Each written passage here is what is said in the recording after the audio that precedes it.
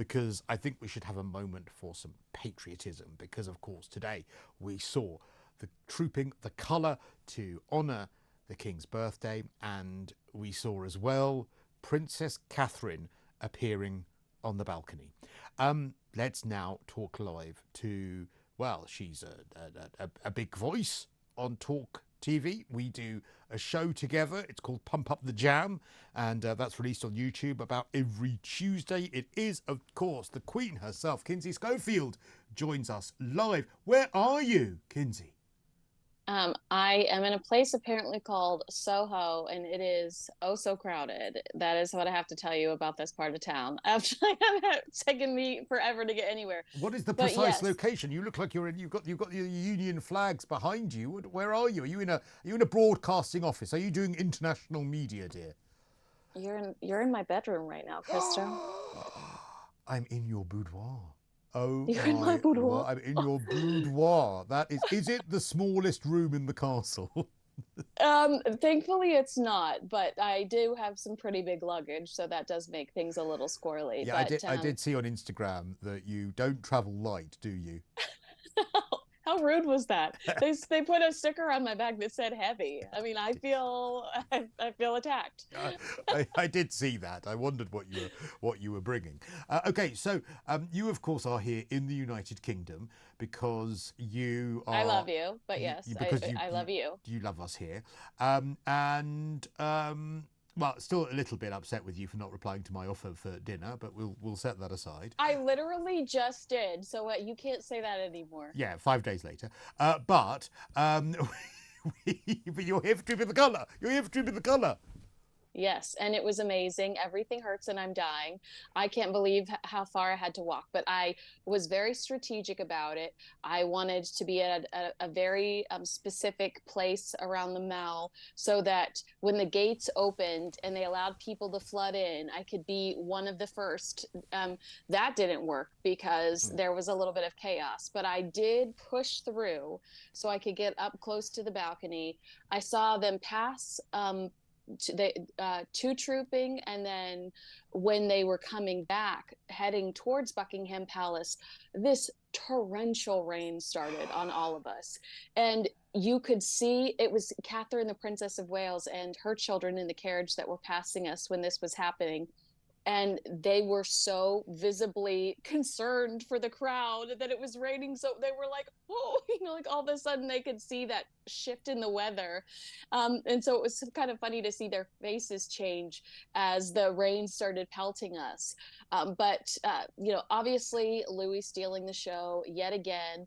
Incredible to see Catherine the Princess of Wales, and one person that was standing next to me went, wow, she looks like porcelain. I mean, she does. She's just so absolutely stunning. She looks like a doll. She's Well, beautiful. just looking at pictures of now resplendent in white. I mean, we spoke about this, and we'll probably talk about it a bit more when we do our show later this week, because we thought that she might not appear because firstly I know that Princess Catherine, obviously she's had her health struggles. She released this statement yesterday where she said she has good days and bad days, but she did say that she was going to be going to the Troop in the Colour, but also she's very, very au fait and very, very conscious of protocol, isn't she? And we wondered, we speculated whether, because it's the King's Trooping the Colour, whether she would perhaps want to take a back seat, even if though she was healthy enough, because she wouldn't want to take away from the King. She's very conscious of the pecking order. So what was your take on that? Presumably King Charles must have said, look, you're healthy enough, please come. Absolutely. I definitely think that the king encouraged her to come if that's the way she was leaning. I mean, another thing that I know you see, and I think we probably avoid it, we avoid talking about it because it's gotten a little out of hand, is a lot of these publications every week we're pumping out, is Kate not going to work until next year? Kate not working until autumn? And I think we've Is tried she to avoid real? that. Is it Kate? Is it an actress that they've hired from a soap opera in Brazil to imitate her for a week? Nonsense. Yeah. And I think we've tried to stay away from that stuff because we do feel like it's insane. But um, a part of me sympathizes with her because I wonder how much she put herself out there because again, these crazy conspiracies continue to circulate online. These stories continue to circulate online, and maybe she wanted to nip it in the bud. But at the end of the day, I think that she really feels like her contribution to the royal family is the support that she brings, and that she was there, to support her father-in-law, to support her husband and her son, who's the future king. And I thought it was amazing. But the incredible pressure she must feel, knowing after months of chemotherapy that her every move, her every wrinkle, skin tone, outfit, size, height. By the way, can we quickly acknowledge that her outfit looks a lot like Aubrey Hepburn in My Fair Lady? She looks so cute. It was beautiful. But imagine that pressure, knowing that every single aspect of her appearance, her demeanour, everything will be scrutinised to within an inch of her life. I mean, when you are in full health, that's a pretty grim thing that you have to go through. But after having come out of chemotherapy to have to face that is pretty extraordinary. Agreed. I mean, she is so courageous, and it was amazing to see her. It was amazing to see her back on the scene, especially knowing what she said, that everything's not in the clear yet. So there is still concern about what the future holds, and to see her and to see the way she was engaging with the children in the carriage and on the balcony, I felt like it was such a treat, and I was so happy. We missed her. We sincerely have missed her, and so it was great to see her. But I am glad that she laid it out pretty clearly. Do not expect to see her very often. It's not Kate's back. That's not the headline. We briefly got to see her. It was incredible. But we have to continue to give her space to heal and respect that space. And when she feels 100% and when the doctors okay it, she does look forward to coming back to work. Yeah, I think she's clearly been really quite ill to have had to undergo chemotherapy for this amount of time. And the fact that she has made this appearance, and the fact that she clearly felt she was well enough, and hopefully she didn't feel pressure to do it, she just has done it. But you're quite right, really good that she said, this is an appearance, that's that, but I'm off again now to lie down for a bit, and quite right too. Mm-hmm. Yeah, absolutely.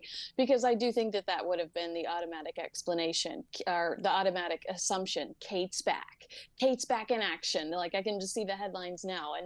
And she was there to support her family, and all of those headlines talking about how weak the royal family was going to look on the balcony this year, those are garbage now, because they didn't. They looked strong up there. They all looked amazing.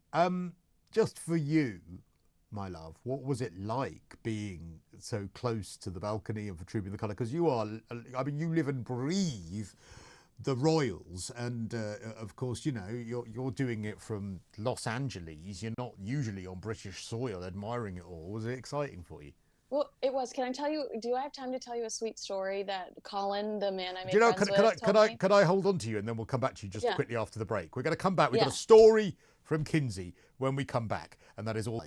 The royal correspondent, host of the Pump Up the Jam show here on Talk and various others via her unfiltered channel. It's Kinsey Schofield. Kinsey, before I get your story, I just need to talk one more bit about the Trooping the Colour, because you mentioned that Prince Louis stealing the show. I mean, he was yawning, he was scrunching up his face, he was playing with a curtain. Because I think he's the spoiled spare in waiting. I think in years to come he's going to be the Harry. I get nervous when you start this conversation. I just look at him and I think, we're going to be getting a book from him in a few years. He's the one that's going to be the rebel that's going to end up cutting ties with the family. And I think today we had more evidence of that. Kinsey. Absolutely not, but I would love to see him in a leather jacket and those shorts he wore today. I think that would be an interesting combo. No, he's absolutely precious. You could just tell that he is so spoiled at home, that he gets a million kisses before bed every night, and that his family, absolutely adores him. That makes me so happy, because you can just tell that those babies are loved, and that is, I hate to say this, and I don't mean this critically, But I don't necessarily, even when Diana was alive, I don't necessarily think we saw that unity with either Prince William or Prince Harry. You know, Prince William's family seems very tight, and they seem very protective of each other and loving towards one another. And I really admire that. And I'm not being critical of Diana or No, but Charles. I think there was a fundamental difference when it came to Diana, and it's a really simple difference. But with Diana, and she obviously adored Prince Yes. Harry, clearly, but there was one spare. At least with the Wales family, there are two spares. He's, you know, Louis or Charlotte, they're not the only spares. There is another one. So therefore, because it is, let's not underestimate it. It's incredibly difficult growing up being the spare. But yeah, but Diana referred to Harry as the spare, and the word spare is not used in William and Kate's household. Oh, that's interesting. Mm-hmm. I never knew they that. might not even have any idea that they're quote unquote spares. Where Harry grew up being taught heir and spare. You know, the Kate and William, that is not language that they use in the house. That's interesting. What if they get a flat tire though? So, you know, oh, we're going to get this. Oh no, the extra tire, the different tire, the fifth tire. They can't say the word spare. Okay, now what happened to you? You were at Trooping the Colour. What happened? You made a friend. Yeah, you know how you like are standing around and you're talking to people and you get to hear their stories. Well, I made a friend named Colin, and he was talking to me about how he knew an officer that was that had engaged with the Queen a bit, the late Queen Elizabeth, and he said to her, "Oh, hello, Your Royal Highness," and he said, "I'm sorry, Your Majesty," and the Queen touched him and said, "You just made my day. Do you know how long it's been since somebody called me that?" You know, it was a reflection of youth. You know, I mean, obviously he did make a mistake, but it was a moment where the Queen was taken back for a moment. And I loved that story, you know, like that really, like, that gave me goosebumps to hear that story, because, you know, obviously that took the Queen back to a time in her life that she loved when, you know, her daddy was here. Yeah. And yeah, so I really just appreciated Colin sharing that story with me. Also, once again, it was the late Queen making someone feel at ease that made a mistake. Absolutely. You know, not being funny about it. Not she could have been. I mean, she could have, you know, said things that that's not practical, but she didn't. She immediately came up with something, probably true. I'm not saying it wasn't true, but immediately had something in her armour so that person who had the good intent to try to be respectful but just made a mistake wasn't made to feel bad. And I think that was a really, really good skill that she had. You know, love or loathe the royal family. I think that was something that she was really good at. Listen, it's lovely to have you in the UK. We're going to see each other in person, aren't we, this week? Because we're going to be doing our royal show.